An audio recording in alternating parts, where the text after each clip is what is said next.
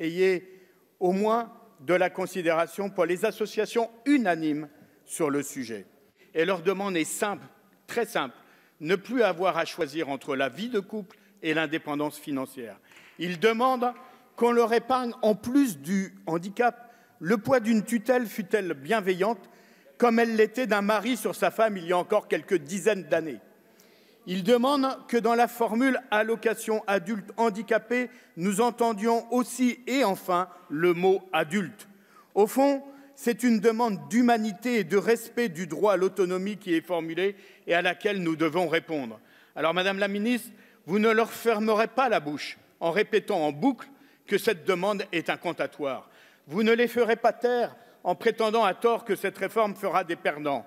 Sur ce sujet, votre parole compte moins à mes yeux et à nos yeux que celle unanime des intéressés qui vivent vos arguments comme une humiliation.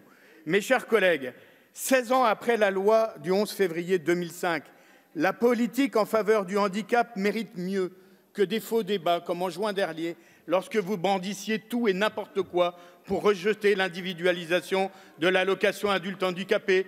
On a entendu, par exemple, d'improbables difficultés de logiciels informatiques de la CAF dans le calcul de l'allocation.